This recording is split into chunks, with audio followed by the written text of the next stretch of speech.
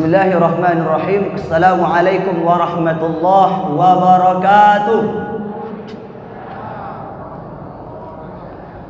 Bersyukur kepada Allah dengan mengucapkan Alhamdulillahirabbil alamin atas segala curahan nikmat-nikmat yang Allah berikan kepada kita semua. Yang mesti kita ketahui sebagai orang beriman adalah bahwa yang menyampaikan kita ke rumah Allah ini karena ada dua nikmat yang masih lengket pada diri kita. Yang pertama adalah nikmat kesehatan badan, kemudian yang kedua adalah nikmat kesehatan jiwa. Bahasa awaknya sehat jasmani, sehat rohani. Ada nama rohani belakang, Bu? Ada. Makna rohani itu adalah jiwa. Dua nikmat inilah yang membuat kita datang ke rumah Allah. Ada orang diberikan Allah nikmat kesehatan badan, fisiknya kuat, dia bisa ke kantor, bisa bekerja, bisa ke pasar berjualan. Tapi rohaninya sakit, jiwanya sakit. Apa contoh, Ustaz? Uang badan sehat, jiwa sakit. Manganyu sepeda bisa diinyo 50 kilo, 1 kilo, sampai ke perbatasan Sumbar, sampai ke Rantau, sampai ke Pokan. Bisa diinyo nganyu sepeda, Pak. Tapi masjid yang ada di dekat rumahnya tidak sampai 2 kilo, tidak sampai 1 kilo, tak tampur Pak. Maka manusia contoh kok sakit jiwanya yang perlu diruqyah supaya keluar jin-jin setan yang ada di badan. Ada orang yang jiwanya sehat, ingin sekali datang ke rumah Allah, tapi kesehatannya terganggu, maka juga tidak bisa hadir. Maka Bapak Ibu yang hadir masjid, dua nikmat yang Allah lengketkan, sehat badan, sehat jiwa. La in syakartum la azidannakum wa la in kafartum inna azabi lasyadid. Dalam ayat ini Bapak Ibu ada dua kata yang sangat berpengaruh dalam hidup. Supaya oleh agak lancar ceramahnya, alhamdulillah ambo semangat nengok jemaah-jemaah ramai di sini. Tapi labaibu masjid ambo tempuh di musalla, alhamdulillah. Untung copet tiba. Kalau ndak ada masa ubit, Pak. Jadi Bapak Ibu sekalian yang dimuliakan Allah Subhanahu wa taala, dalam ayat tadi ada dua kata yang sangat berpengaruh. Yang pertama syukur, yang kedua kufur. Syukur itu kata ulama maknanya adalah menampakkan apa yang kita tampakkan, nikmat yang Allah berikan. Misalkan Allah baiki awak badan sehat, Pak. Bagaimana cara menampakkan? Kita datang menghadiri majlis ilmu, itu menampakkan. Badan sehat kita gunakan, apalagi khusus laki-laki berjamaah salat di rumah Allah. Allah berikan nikmat kesehatan badan, kita gunakan untuk bertakziah, menjenguk saudara kita yang sakit. Kita gunakan untuk silaturahim, itu menampakkan. Contoh kedua, orang yang tidak menampakkan nikmat yang Allah berikan, maka dia telah kufur. Kufur itu 3 kata dalam bahasa Arab, kafara. Orang Inggris sudah mengambil bahasa ini, Pak, menjadi kafir. Kafir itu maknanya menutupi. Apa yang dia tutupi? Nikmat yang Allah berikan. Apa contohnya, Ustaz? Azan uang di masjid, Allahu Akbar, Allahu Akbar.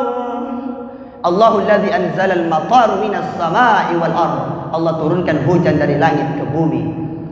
Apa yang dia ambil ketika hujan itu oleh bapak tersebut? Diambilnya payung. Datang dia ke masjid Istiqamah. Tapi ketika Allah naikkan rezekinya, dia bisa membeli kendaraan, bisa membeli kendaraan yang dia inginkan. Dinaikkan Allah rezekinya. Ketika panggilan azan berkumandang, turun hujan, dak omunya datang ke masjid, Pak. Tanya dek bininya, apa nak ke masjid, bang? Tidak nampak dia kawayu hujan ke? Lihat ada motor banyak. Banyak alasan laki kau tu itu. Tengok pas giliran taroga makan pecel lele, mie ayam, bakso, ayam penyet, kalu Pajero Sport, kalu Fortuner, kalu HRP, kalu CRP. Ini manusia yang tidak pandai bersyukur kepada Allah. Mereka telah kufur nikmat yang telah Allah berikan. Kiki boleh paham sampai sini Pak? Syukur kemudian kufur. Syukur menampakkan, kufur menutupi. Kemudian rasa syukur itu mari sama-sama kita iringkan dengan berselawat kepada seorang manusia yang mengajarkan kepada kita bagaimana cara bertauhid yang benar kepada Allah, mengajarkan kepada kita bagaimana cara beramal saleh yang benar kepada Allah, adalah baginda Muhammad sallallahu alaihi wasallam, dengan mengucapkan Allahumma salli ala Muhammad wa ala ali Muhammad.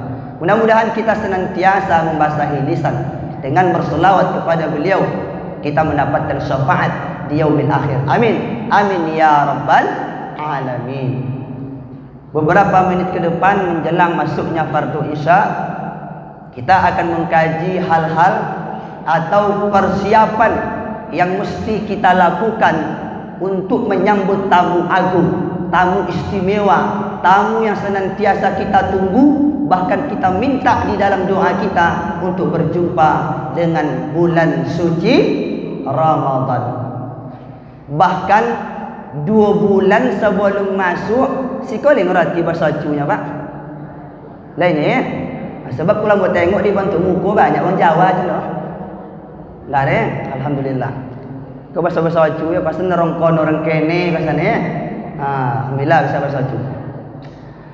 Jadi bahkan 2 bulan sebelum kita masuk Ramadan, ketika di malam pertama bulan Rajab kita berdoa kepada Allah. Apa doa awak Pak? Allahumma barik lana fima razaqtana. Itu doa makan tu. Lah ambo sengaja batawin sebab ada di masjid lain Pak on tadi lata ibu kok memang sampai ke ujung sawi wa qina azabannar. Tapi ada je manfaat. Sudah isa biasa ada makan bersama ke ya. Tu bekok doa tu. Allahumma barik lana fi Rajab wa Sya'ban wa ballighna Ramadan. Ya Allah, anugerahkan keberkahan kepada kami di bulan Rajab, di bulan Sya'ban, wa ballighna Ramadan. Sampaikan kami ya Allah ke bulan suci Ramadan. Begitu keinginan kita, ingin berjumpa dengan tamu agung tersebut. Bahkan Nabi mengingatkan kepada kita, memberikan peringatan, jangan sampai awak hidup di bulan Ramadan tidak ada halangan untuk melakukan ibadah, tapi setelah keluar dari Ramadan kita tidak mendapatkan ampunan. Kata Nabi apa? Bu'dan liman adraka Ramadan falam yughfarlah. Bu'dan itu asal bahasa Arabnya ba'id. Ba'id itu artinya jauh, jauh dari rahmat Allah. Kalau orang sudah jauh dari rahmat Allah, maka mereka termasuk orang-orang yang celaka. Bu'dan liman adraka Ramadan. Celaka mereka yang masuk ke dalam bulan Ramadan falam yughfarlah, tapi setelah keluar dari Ramadan mereka tidak mendapatkan ampunan dari Allah Subhanahu wa taala. Di dalam kitab yang dikarang oleh Imam Ibnu Qayyim Al-Jauziyah, salah seorang ulama besar yang masyhur, mungkin kitabnya sudah jutaan tersebar di penjuru dunia, menjelaskan tentang persiapan menyambut bulan suci Ramadan. Kenapa kita mesti mempersiapkan diri dengan kedatangan Ramadan ini? Tidak lain dan tidak bukan, kita ingin mendapatkan keutamaan-keutamaan di bulan Ramadan tersebut. Yang pertama adalah persiapan yang kita lakukan mengetahui keutamaan fadilah-fadilah di bulan suci Ramadan. Bahwa di bulan Ramadan itu Bapak Ibu terdapat ampunan Allah yang sangat luas. Di bulan Ramadan terdapat rahmat, kasih sayang Allah Subhanahu wa taala. Kalau awaklah dapat ampunan, kalau awaklah dapat rahmat, maka setelah keluar dari Ramadan, kita akan dibersihkan Allah, kita akan disucikan Allah, diampunkan segala dosa kita, bagaikan seorang bayi yang baru dilahirkan. Inilah yang kita harapkan.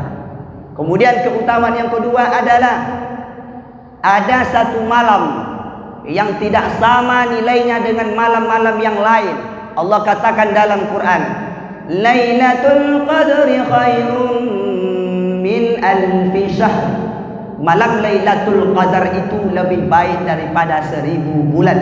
Beribadah kita 1000 bulan, satu malam itu kita dapat, maka lebih baik daripada khairum min alfi syahr.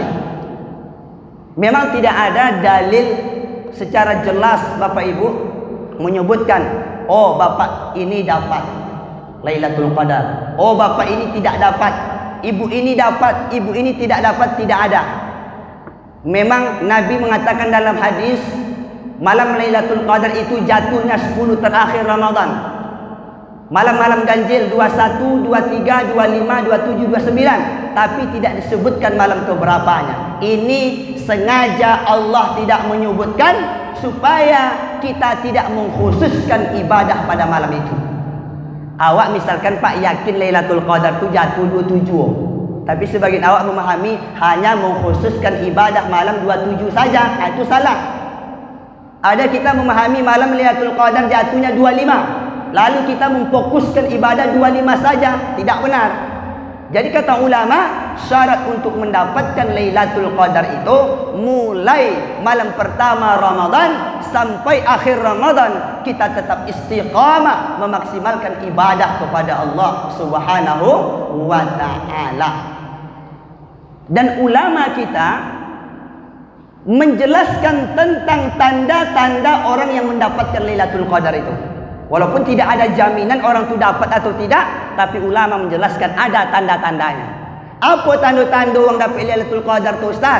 Tidak lain dan tidak bukan kebiasaan-kebiasaan yang ia lakukan di bulan Ramadan mampu dia lanjutkan kembali di bulan-bulan yang akan datang. Bulan Ramadan awak puasa siang hari. Kalau dari Ramadan awak tetap puasa sunat, itu kebiasaan. Bulan Ramadan malamnya awak tarawih dan witir. Keluar dari Ramadan kita tetap solat tahajud, solat witir. Di bulan Ramadan kita selalu membaca Quran. Keluar dari Ramadan kita tetap membaca Al-Quran. Jadi tanda-tanda orang yang mendapatkan Lailatul Qadar itu kebiasaan-kebiasaan yang ia lakukan di bulan Ramadan mampu dia teruskan kembali di bulan-bulan yang akan datang. Kemudian yang selanjutnya adalah membersihkan jiwa atau hati kita untuk saling melunakkan, memberi dan meminta maaf. Dalam hadis Nabi sallallahu alaihi wasallam yang diriwayatkan oleh Imam At-Tabrani, sesungguhnya ampunan Allah itu turun pertengahan bulan Sya'ban. Itulah bulan Sya'ban, Pak. Ampunan Allah itu turun pertengahan bulan Sya'ban, tapi tidak langsung kepada seseorang. Masih tergantung di langit. Kapan ampunan Allah itu turun? Kalau mereka sudah saling memberi dan meminta maaf. Kalau pertengahan Sya'ban saja ampunan Allah tidak turun, apalagi di bulan Ramadan. Aku perlu pahami. Ini yang buat tanya ke Bapak Ibu. Mana yang lebih afdal ke apa? Meminta maaf atau memberi maaf? Mana yang lebih ancak Pak? Bu? Yang paling afdol itu adalah memberi maaf. Karena orang minta maaf itu tak susah, gampang sekali. Ulurkan tangan, terima tak diterima kita tak tahu, oh ini dimaafkan atau tidak. Tapi kalau di dalam hati kita semua dalam masjid ini, pertama mengikhlaskan, memaafkan kesalahan orang lain, itu kita melembutkan hati di hadapan Allah. Kalau kita mengulurkan tangan minta maaf, kita melembutkan hati di hadapan manusia. Maka orang yang memberi maaf, orang yang sangat luar biasa di mata Allah Subhanahu wa ta'ala. Tapi kalau awak lah memberi maaf, tetap awak minta maaf. Apalagi ke bulan Ramadan masuk lagi, awak sebagai laki bini mesti minta maaf. Anak kepada orang tua juga kepada anak mesti minta maaf. Iya ustaz, kami doa minta maaf ke laki kami ustaz. Apa betul bu? Iya, kita belanja tak lambat tahu jadi baik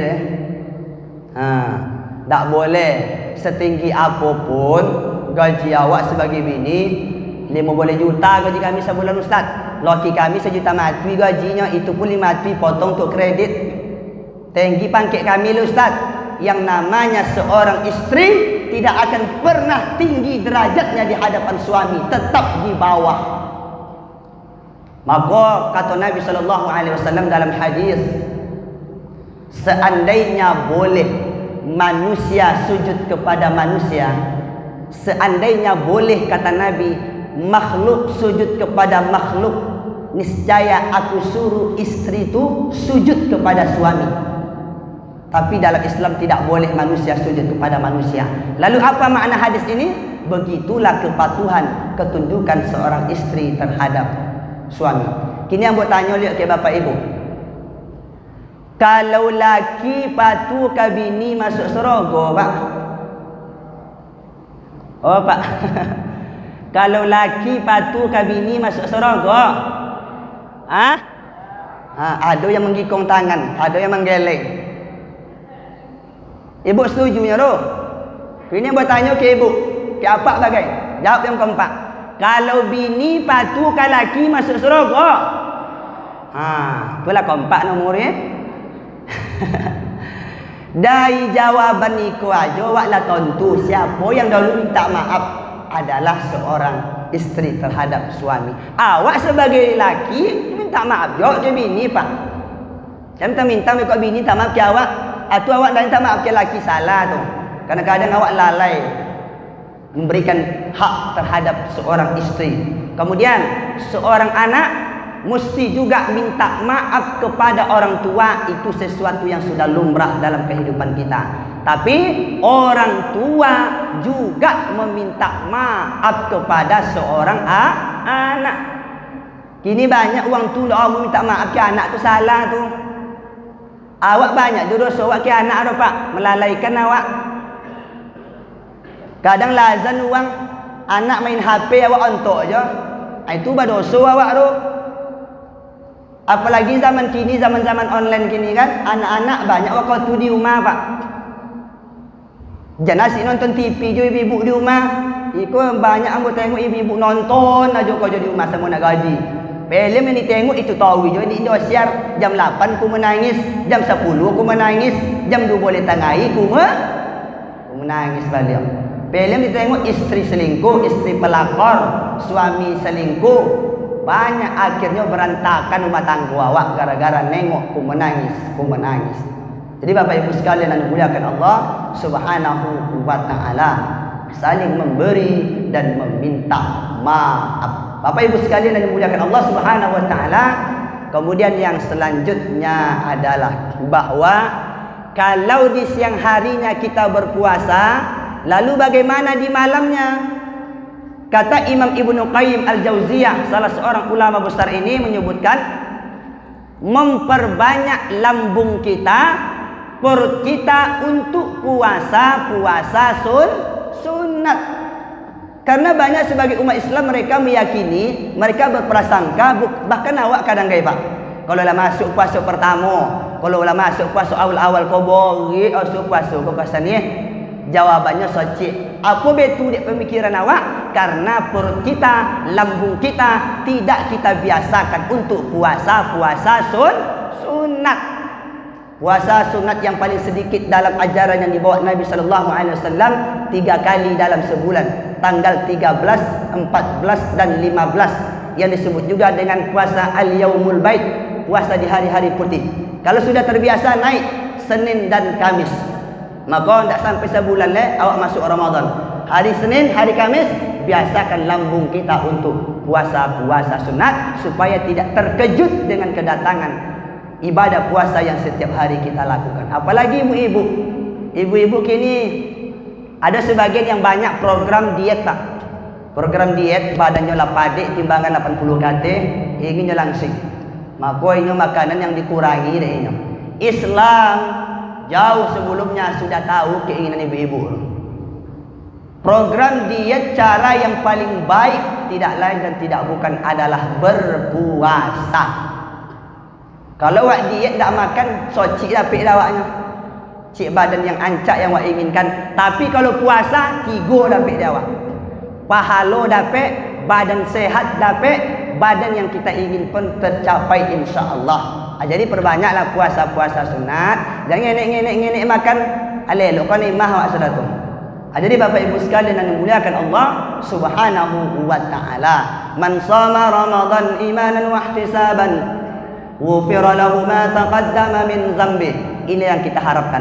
Barang siapa yang berpuasa di siang hari Ramadan karena keimanan dan mengharapkan balasan dari Allah, Allah ampunkan segala dosanya yang sudah lalu. Ini yang kita harapkan Bapak Ibu. Jadi kalau siang hari awak berpuasa, jadi pa banyak lolok. Kalau bahasa kami di Teratak Domo Pasir Sialang tu, jadi pa banyak tapocar pak. Sikol yang tu arti tapocarnya. Dan banyak lolok. Orang kini banyak lolok kau jauh puasa. Apalagi apa-apa aku sengaja mencari masjid yang pakai kipi angin, yang pakai AC, solat zuhur situ. Lah sudah tu talantang di masjid lolok. Tak sadar ayu aki lah kalau setengah aqua. Elok jolok turun. Jadi kalau ada orang lolok siang hari masjid kau, ajogongnya. Tapi kalau yakin dia kau. Jadi lolok memperbanyak lolok bulan puasa, tidak ada puasa baginya. Karena makna puasa tu menahan. Kawan lambo tu pak, itu memang nyata. Lolok ini dari jam 1 siang bila jogo jam 9 malam jogo. Ada manusia tu jogo. Mak ala buku orang maknya. Apa je lah. Ada lu kadang orang pak sudah sahur tak leh subuh tak nak lolok sampai zuhur. Zuhur lolok sampai asar. Asar lolok sampai maghrib. Sampai berbuka. Itu pun kalau dijogong, tak jogong tak ukur. Maka jangan banyak awak lolok. Gunakan waktu siang itu untuk membaca Al-Quran. Karena ibadah yang paling afdal di bulan Ramadan, salah satunya adalah membaca Al-Quran. Jadi awak jangan sibuk di HP je awak puasa. Oh lah tu kini tu bulan Ramadan jadi kalau di HP je awak. HP Android ke Bapak Ibu, kalau tidak pandai awak menggunung waktunya, maka HP Android ini akan menjadi langkah setan bagi awak. Contoh, dalam HP Android ini ada aplikasi WhatsApp WA. Dalam WA tu bisa dibuat beberapa grup. Misalkan satu grup masuk 15 pesan. Bagaimana 10 grup yang masuk di dalam HP awak? Takkan sompat di awak baca Quran boleh. Asyik membalik chatting juga kadang. Kadang tabini awak, tabini uang kan dibalik chattingnya. Banyak, maka tidak bagus. Apalagi pengaruh ke anak-anak awak. Lah hati-hati awak. Awak sebagai orang tua, kalau memberi HP ke anak, syarat pertama wajib tontu kata sandi pak. Supaya tontu dia awak isi HP tu. Apa dia perlu ambo sampaikan contoh iko? Karena ada kisah nyata di Provinsi Riau. Saya sebutkan secara umum. Ada satu SMA, ketika gurunya menerangkan pelajaran, anaknya sibuk nonton di belakang. Maka ketika gurunya berbalik arah menengok muridnya, nampak anak itu sedang main HP, sedang nengok nonton, fokus nonton. Setelah dilihat ditangkap HP itu, babok ke ruang kepala sekolah. Setelah diperiksa, apa isinya? Maaf cakap, terdapat 30 video porno yang ada di dalam. Awak kau tahu fokus nengok ceramah pula, pasal fokus nengok. Jadi Bapak Ibu sekalian yang dimuliakan Allah Subhanahu wa taala. Begitu jua awak kalau nyak monce minantu awak Bapak Ibu, cailah minantu yang taat kepada Allah, yang rajin solat. Ikut ndak orang macam minantu melalui HP dah elok orang. Anu pamuan awak laki-laki ya, dia nak berbini lah ya. Alhamdulillah lah ya, wang dak kena pilih lah wang lah ya. Mana calon wang tu? Kayaknya ya. Ditengok melalui HP ke awak. Jangan percaya pak bu. Kalau tengok cewek melalui HP jangan percaya awak. Sebab di HP kau banyak aplikasi editan yang cakup bisa mulus. Lah, kau tengok melalui HP. Di HP dah seketik ancar, pas bosu lah coba ada je muka. elok lah. Jadi suruhnya datang ke rumah awak. Begitu juga dengan anak kita perempuan. Ya, dia nak berlaki lah ya. Alhamdulillah di syukur lalaku kau. Mana calon tu? Kianya ya. Tengok melalui HP ganteng, tidak percaya. Suruh dia datang ke rumah. Tapi jangan tengok penampilannya. Iko datang ke rumah pakai motor Fortuner, pakai motor Pajero Sport, langsung bertemu. Kosan rental kosan. Jadi tengok hafalannya, tengok bacaan Qurannya, tengok tutur katanya. Tips ambo sampaikan ke apa-apa. Kalau nyak menceminan tu laki-laki, tes keimanan inyo. Bo inyo bosu hari Jumat jam 2 boleh lewat 5. Datang tak inyo? Kalau datang tak tes main Jumat ada orang campang lah. Itu salah satu tips sudah ya.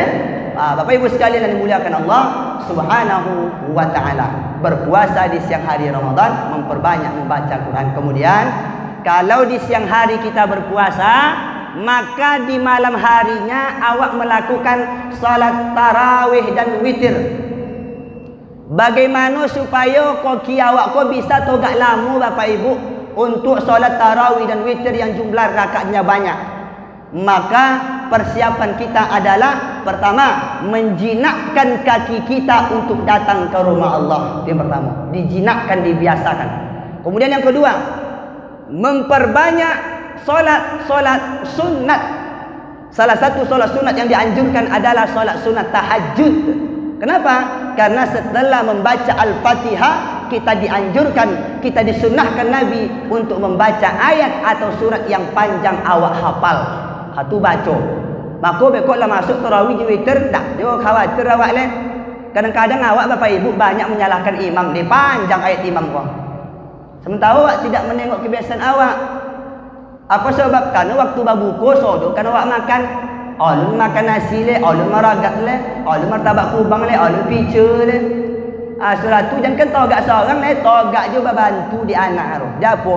Nyopawi lah ponu. Tu berkata yang tu dulu pak, kalau pawi togang mata kondur. Kalau mata togang pawi kondur.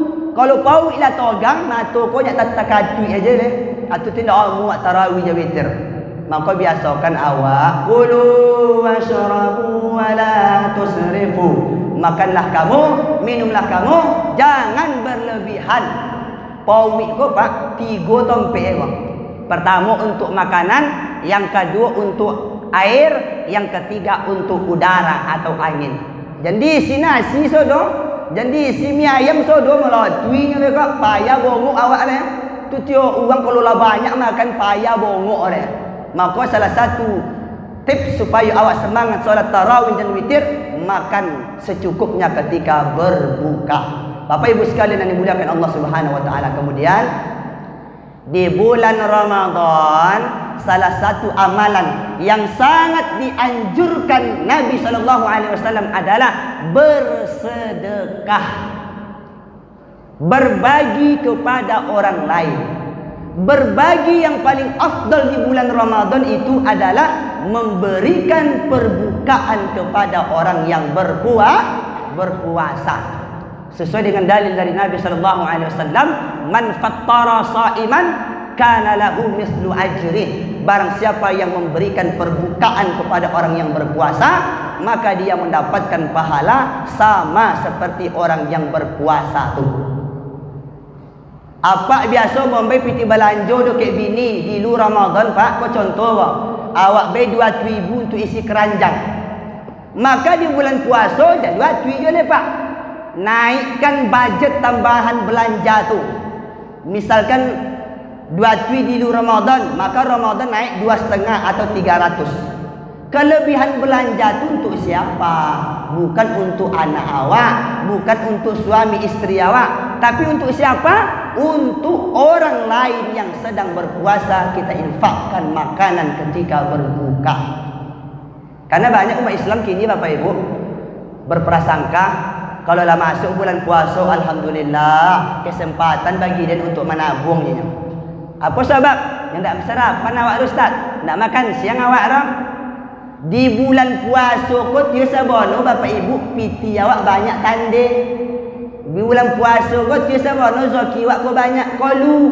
Ambo baiklah contoh Kalau di bulan puasa awaknya akan berbuka, itu ada sore hari namanya ngabuburit.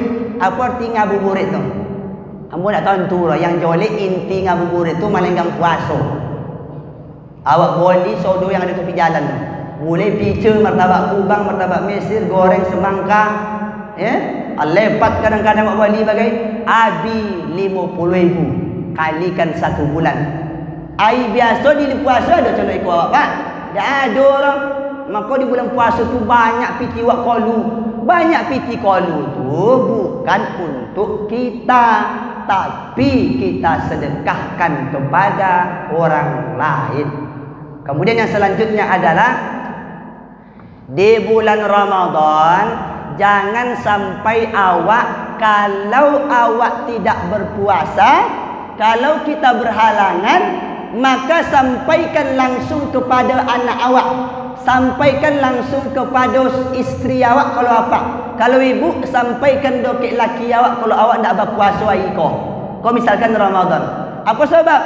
Seandainya kita meninggal, tidak ada yang tahu hutang puasa kita kecuali kita sampaikan.